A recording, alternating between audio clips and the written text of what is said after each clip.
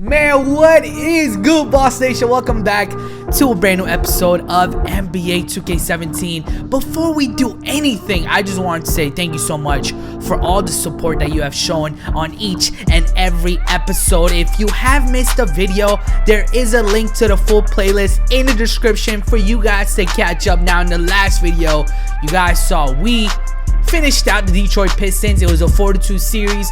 In this video, we're going to be taking on the Pacers. Cleveland is playing the Chicago Bulls. They have a 1-0 lead, and you guys already saw what's going on in the West. I'm not focusing on that side because we have to somehow get by this team right here and then potentially play the Cleveland Cavaliers. Now, I'm taking a look at their roster. Nothing unordinary. Obviously, they do have Al Jefferson. They have Jeff Teague, Rodney Stuckey, Aaron Brooks. All these guys, I think, are already on the team. Jeremy Evans, though, he used to be a former slam dunk contest winner. That's the only new player I see. Malcolm Brogdon also. He is on the Pacers. Okay, they're kind of deep.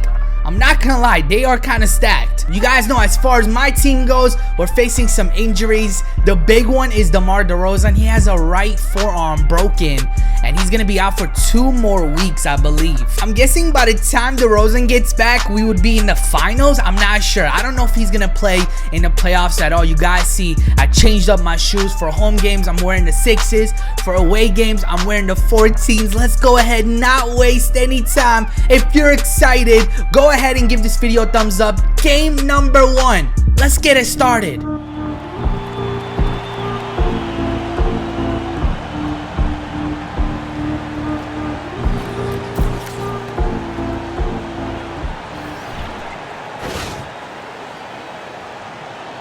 It's officially tip-off time. The crowd is so ready. I like that. The louder they get, the better we're gonna play. Tip-off is won by the Pacers. Here comes Paul George. Almost loses the ball. Kind of a shaky start for the Pacers here. Paul George does a step back jumper and he misses. Let's go. Give me the ball. I need the ball. Justice passes the ball up to me. Terrence Ross knocks down a 3. First of all, look how clean our uniforms look. The Jordan 6s looking as crispy as ever. I'm feeling good, and you know what they say, if you feel good, you play good. Okay, I see you, Paul George. Now, you guys know, there's a list of players that are glitchy in 2K, like from previous years or even currently. And I think Paul George might be added to the list, and even a guy like Monte Ellis. Like in previous 2Ks, it was so hard to stop Monte. Now, you guys are seeing a bunch of clips right here of me missing. I had a horrible start to game number 1. I was shooting 2 for 9 in the first quarter. It was terrible, and I kind of want to forget about it right now. We're going to go ahead and jump into the second quarter. We're down 46-29. So as far as my team goes right now, we need a spark, man. If it's not me, we need Justice to knock down his 3s. Maybe even like Terrence Ross to step into the mix. Right now, the Pacers aren't missing. Here's Paul George now, contested. Dude, if he's not a glitch, then I don't know what is. Finally, the air ball here. And you guys know, on the fast break, I'm automatic with these slam dunks. Let's take a look at that again. 69-62. I think this is the slimmest the deficit has ever been. Going on the fast break once again. I'm telling you, man, you do not want to be in front of me when I'm on the fast break. 76-74. Let's go. Are you kidding me? They call a charging. That's foul number 5 now, and then moments later, this is why I hate 2K. This is why I hate this year's gameplay. It's as soft as like Charmin. It's as soft as Hostess Cupcake. The fouls they call in this game is ridiculous. I got subbed out and we ended up losing this game. Maybe if I played, we would have still lost, so I'm not trying to make any excuses. But come on, those charging animations, the way you can't even reach for the ball without the refs calling fouls, is simply ridiculous. 2K, You got to change that up next year. So we are headed into game number 2. And if you guys think back to the last series, you guys know we got no wins on the road. Both of our losses was in Detroit. So the fact that we already lost at home and after this game we're going to be playing in Indiana is kind of scary. 8-10 here. I'm trying to cross up Jeff Teague, putting on some moves, knocking down a 3-point shot. As long as I stay out of foul trouble, then we're going to be good. Deflects the pass. Nice break. Here come the Raptors. And look at Prez there, just punishing the rim.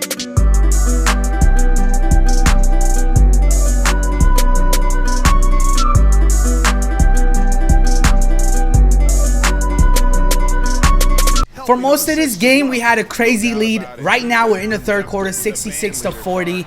The Pacers, it was the complete opposite from what happened in the first game. You see Justice Young going to me right here. I see a wide open Terrence Ross in the corner, and we were just simply knocking down our shots, shooting a very high percentage.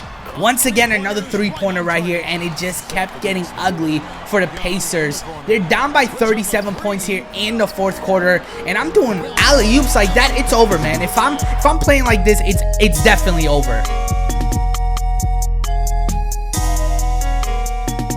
Our series is tied 1-1. Cleveland has the lead against Chicago 2-0. Over on the West, you guys see the Warriors are tied with the Spurs. Portland is beating OKC 2-0 as well. Now, I decided, to switch things up because I kind of stopped getting cutscenes. Like you guys know, in the first few episodes, we were getting so many cutscenes. But I bought that chain. It looks like a chain. It's like a tattoo. But I decided to go ahead and put it on my neck. So there's a brand new tattoo. I've usually just had a sleeve the entire time, but I was like, you know what? Let's add something on the back of our neck. I also had one more attribute. I told you guys from here on out, I am going to be working on playmaking. And one of the things I love about the playmaking, and the reason why I need to get that up next, is because it includes speed with the ball. And I think as far as a playmaker goes, that is important, especially going on fast breaks. So like I said, like any attribute upgrade that I get from here on out will go towards playmaking. So here you guys see, once again, Indiana down by a lot. Paul George doing everything he can to bring his team back. But we were just simply knocking down our jump shots. I kept getting double teamed. And you guys know the AI, the way it works in this game, like the computer, should I say, it doesn't have much of a brain. Like, they keep double teaming you, and you're always going to have a teammate wide open, and they keep on doing that. It just doesn't make sense why the computer plays a defense like that. It just makes things so much easier for us. So we ended up winning game number 3. Now we are headed for a crucial game 4. I think if we win this one, it's going to be kind of over for the Pacers. So you guys see we're down by 12 points here. I'm going to pull up for, is that a 2 or 3? Yeah, that's a 2. So I brought the game back to 10. We got 4 minutes to work with here. And let's see what the Pacers are going to do. Jeff Teague loses the ball. And I kind of pulled up for a mid-range there. I was really trying to like hold the square and go up for a dunk, but it just made my player pull up for a shot. It's all good though. I'm automatic just like I am here in the corner, bringing my team back. It's only a 2-point game here. Terrence Ross kind of took over here late in the third quarter. You see him getting past Paul George and giving Toronto the lead. So with 3 minutes remaining, it's a 2-point game. This is when things get insane.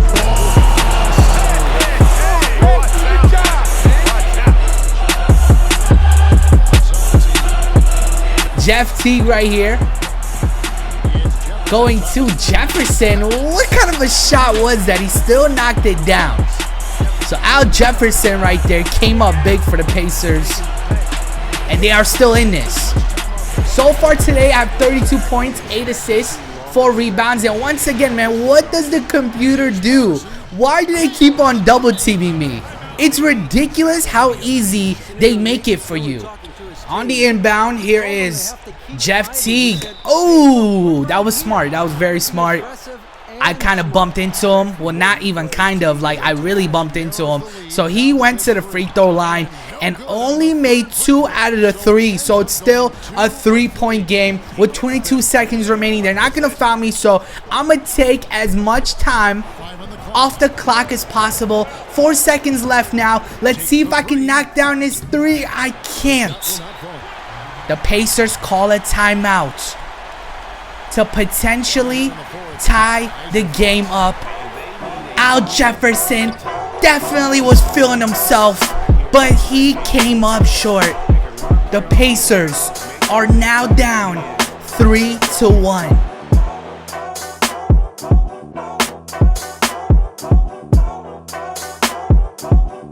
So the Warriors and the Spurs are going back and forth.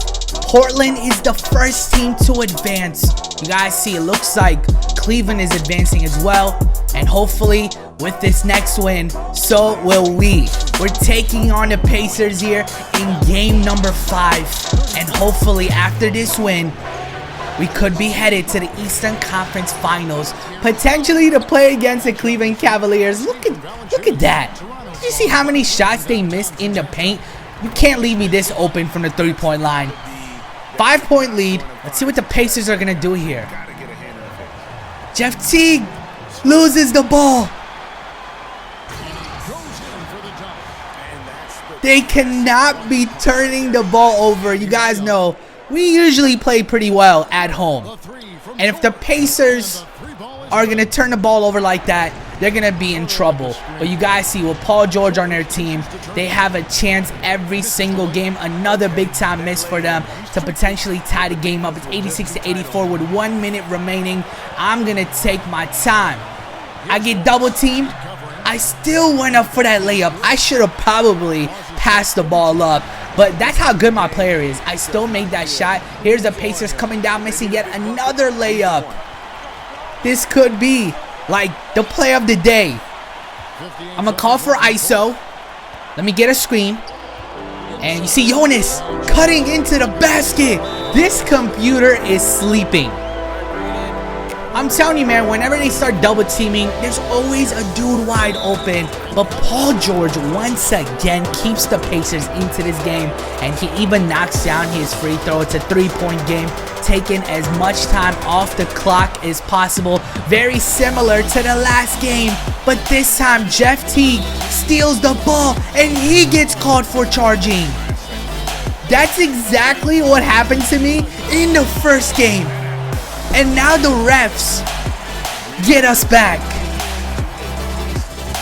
Big time call, man. You can tell the Pacers are going to be talking about that call for days to come.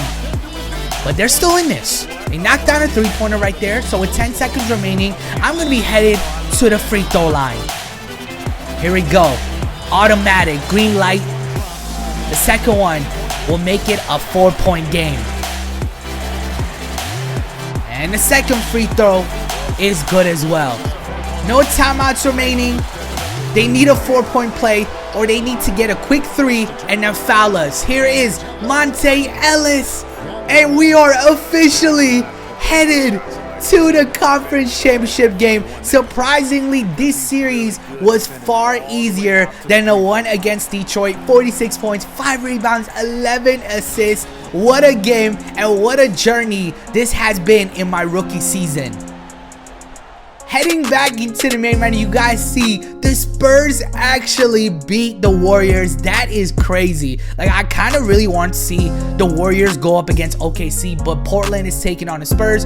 Over on the East, we are taking on LeBron James and the Cleveland Cavaliers. If we win that series, we are headed to the NBA championship game. If you enjoyed this episode, be sure to give it a thumbs up. I'll see you guys on the next episode. I am signing out.